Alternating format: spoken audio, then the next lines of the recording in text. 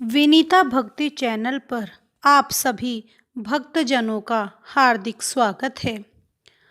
जो भी भक्तजन 16 सोमवार का व्रत करते हैं, उनकी मनोकामना भगवान शिव की कृपा से तुरंत पूरी होती है। लेकिन यह व्रत कैसे करना चाहिए?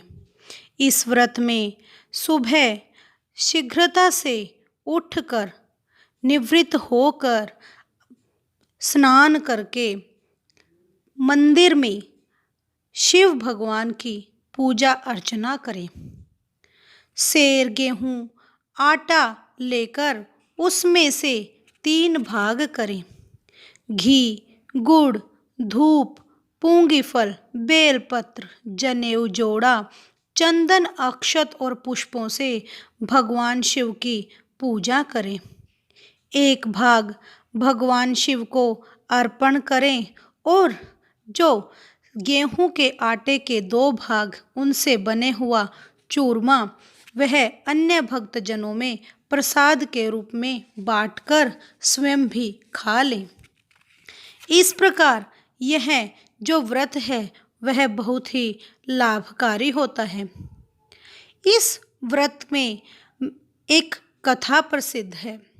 मृत्युलोक में यानी संसार में घूमने की इच्छा करके एक बार शिवजी माता पार्वती के साथ घूमने के लिए आते हैं। भ्रमण करते करते वे अमरावती नगर में पहुंचते हैं। वहां का राजा शिवजी का परम भक्त था। उसने शंकर भगवान का एक विशाल मंदिर भी बनवाया। शंकर भगवान और पार्वती जी उस मंदिर में निवास करने लगे। एक समय मंदिर के प्रांगण में पार्वती जी ने शिवजी से चौसर खेलने की इच्छा प्रकट की।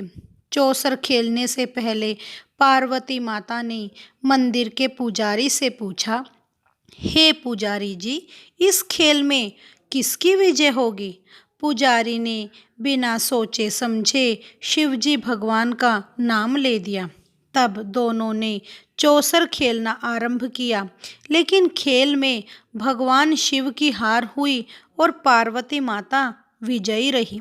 अतः पार्वती माता ने क्रोधित होकर पुजारी को श्राप दे दिया कि आपने झूठ बोला था, इस कारण आपको कुष्ठ रोग की उत्पत्ति होगी। भगवान शिव ने पार्वती माता को बहुत समझाया, लेकिन वे नहीं मानी। कुछ समय बाद पार्वती जी के शाप के कारण पुजारी जी का सारा शरीर कोढ़ से भर गया। पुजारी को कष्ट उठाते हुए बहुत दिन बीत गए। एक दिन स्वर्गलोक की कुछ अप्सराएं मंदिर में आकर पुजारी को देखकर बहुत दुखी होती हैं और उनसे सारा हाल जानती हैं। तब उन्होंने कहा कि तुम नियमित रूप से 16 सोमवार का व्रत करना आरंभ कर दो। शिव भगवान की कृपा से तुम्हारा यह कोढ़ नष्ट हो जाएगा, तुम्हारे सभी दुख दूर हो जाएंगे।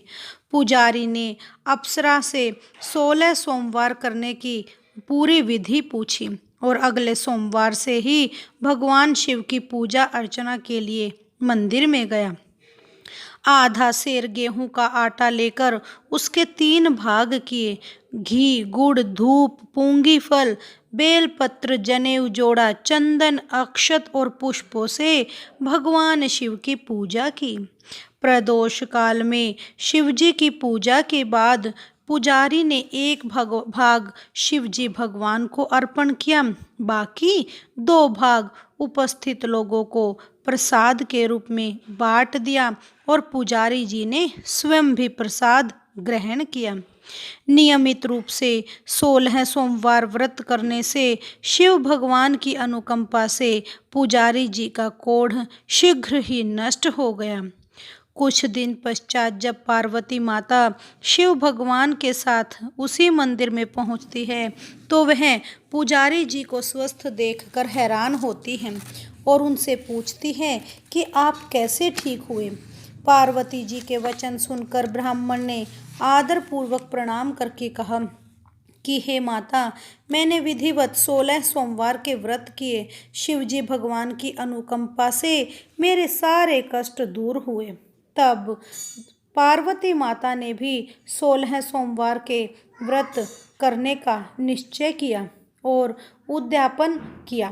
उद्यापन में पाव भर आटे की बाटी बनाकर उसमें घी और गुड़ मिलाकर चूरमा बनाकर प्रसाद के रूप में उपस्थित लोगों को बांटकर थोड़ा सा प्रसाद स्वयं भी ग्रहण किया।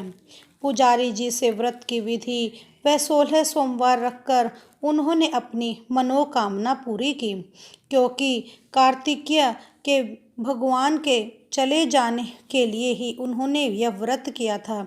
जैसे ही 16 सोमवार समाप्त हुए, कार्तिकेय भगवान भी अपनी माता के पास आ गए। तब पार्वती जी ने मुस्कुराते हुए कहा कि हे पुत्र, मैंने विधिवत 16 सोमवार के व्रत किए थे, इसलिए ही तुम मेरे पास आए हो। कार्तिकेय ने भी फिर अपने ब्राह्मण मित्र के लिए यह व्रत करना शुरू किया। जैसे ही कार्तिकेय ने भी यह व्रत पूरे किए तो 17वें सोमवार को कार्तिकेय के द्वारा व्रत का उद्यापन करते ही उसका मित्र उसके याद आ गया और वह प्रदेश से वापस लौट आया। अपने ब्राह्मण मित्र से मिलकर कार्तिकेय भी बहुत प्रसन्न हुआ। तब ब्राह्मण ने भी कार्तिकेय से 16 सोमवार के व्रत के बारे में जानकारी प्राप्त की और विवाह की इच्छा करते हुए 16 सोमवार के व्रत रखने आरंभ कर दिए। इस प्रकार जैसे ही उसने 16 सोमवार के व्रत पूरे किए, उसका विवाह एक राजकुमारी से हो गया, क्योंकि राजकुमारी के लिए यह शर्त थी कि राजा की जो हथीनी थी वह जिसके भी गले में माला डाल देगी उसी के उसका विवाह करवा दिया जाएगा। ब्राह्मण मित्र उस नगर में पहुंचा ही था कि अन्य लोगों के साथ वह विश्वम्भर मंडल में खड़ा हो गया। थोड़ी ही देर में पूरी तरह से सजी हुई हथीनी सूंड में जयमाला लेकर आई और राजकुमारों के सामने से गुजरती हुई हथीनी अंत में ब्राह्मण के पास पहुंची और उसके गले में जयमाला डाल दी। राजा ने शर्त के अनुसार राजकुमारी का विवाह उस सुंदर ब्राह्मण से कर दिया। ब्राह्मण बड़े वैभव से आनंद पूर्वक राजकुमारी के साथ रहने लगा। एक दिन राजकुमारी ने ब्राह्मण से पूछा, हे प्राणनाथ, आपने ऐसा कौन सा पुण्य कार्य किया था जो उस हथीनी ने आपके गले में जयमाला डाली? ब्राह्मण मित्र ने मुस्कुराते हुए कहा कि हे प्रिय, अपने मित्र कार्तिकेय के कहने पर मैंने 16 सोमवार के व्रत किए थे। अतः शिव भगवान की कृपा से हथीनी ने मेरे गले में जयमाला डालकर मुझे तुम्हारा पति बनाकर एक धनी साहूकार बना दिया है। तब राजकुमारी ने पुत्र की मनोकामना करते हुए व्रत रखने आरंभ कर दिए। शिव भगवान की कृपा से उसकी मनोकामना पूरी हुई। जल्दी ही राजकुमारी गर्भवती हो गई। निर्धारित समय पर उसने एक सुंदर पुत्र को जन्म दिया। जब वह पुत्र 16 वर्ष का हुआ तो उसने अपनी माँ से पूछा, हे माँ, आपने ऐसा कौन सा पुण्य कार्य किया है जो मेरा इस जन्म में इस संपन्न परिवार में हुआ है? तब अपनी माता के वचन सुनकर वह मन ही मन बहुत खुश हुआ। अतः उसने राजा बनने की मनोकामना से 16 सोमवार के व्रत रखने आरंभ कर दिए। 17वें सोमवार को व्रत का उद्यापन करने के 2 दिन बाद ही शिव भगवान की कृपा से समीप के ही एक राज्य के कुछ सैनिक घूमते हुए इसके पास से गुजरे। सैनिकों के मुखिया ने उसे देखा, फिर उससे उसके परिवार के संबंध में कुछ बातचीत की। बातचीत करने के बाद मुखिया उसे अपने साथ ले गया। उस राजा का राज्य बहुत बूढ़ा था। उसे अपनी बेटी के लिए ऐसे युवक की आवश्यकता थी जो राजकुमारी से विवाह करके उसकी राजगद्दी संभाल सके। उसने राजकुमारी से उसका विवाह कर दिया। कुछ महीनों के बाद राजा की मृत्यु हो गई तो उसे राजगद्दी पर बैठा दिया गया। 16 सोमवार के व्रत करने से उसकी मनोकामना पूरी हुई। राजा बनकर भी ब्राह्मण पुत्र 16 सोमवार के व्रत विधिवत करता रहा। एक बार 17वें सोमवार को जब उस ब्राह्मण पुत्र राजा को व्रत का उद्यापन करना था तो उसने अपनी पत्नी से पूजा की सामग्री लेकर शिव भगवान के मंदिर पहुंचने को कहा, लेकिन उसकी पत्नी ने लापरवाही करते हुए पूजा की सामग्री सैनिकों के द्वारा मंदिर में भेज दी और स्वयं में भी पूजा के लिए मंदिर में नहीं गई। रानी की इस अवहेलना से भगवान शिव नाराज हो गए। तभी मंदिर में आकाशवाणी हुई, हे राजन, तुम्हारी पत्नी बहुत भाग्यहीन है, उसे तुरंत अपने महल से निकाल दो, नहीं तो तुम्हारा सर्वनाश हो जाएगा। आकाशवाणी को सुनकर राजा बहुत भयभीत हो गया और उसने रानी को तुरंत महल से निकाल दिया। चलते चलते रानी एक नगर में पहुंची। रास्ते में उसे एक बुढ़िया मिली। वह बुढ़िया सूत काट कर उसे बेचने ले जा रही थी। सूत का गट्ठर भारी होने के कारण बुढ़िया से उठ नहीं रहा था। बुढ़िया ने रानी से उस गट्ठर को उठाकर ले चलने को कहा। रानी ने गट्ठर जैसे ही सिर पर रखा तो वह तेज आंधी चलने लगी। उस आंधी में बुढ़िया का सारा सूत उड़कर चला गया। अतः बेचारी बुढ़िया उस रानी व अपने भाग्य को कोसती हुई वापस अपने घर लौट आई। रानी चलते चलते जैसे ही तेली की दुकान पर पहुंची तो तेली के तेल के सारे मटके फूट गए। तेली ने उसे मनहूस समझकर भला बुरा कहकर वहां से भगा दिया। रास्ते में उसे बहुत प्यास लगी। वह एक सरोवर में पानी पीने के लिए उतरी। जैसे ही उसने पानी को छुआ तो उस पानी में कीड़े मकोड़े तैरने लगे। फिर उसका प्यास से बुरा हाल था ही।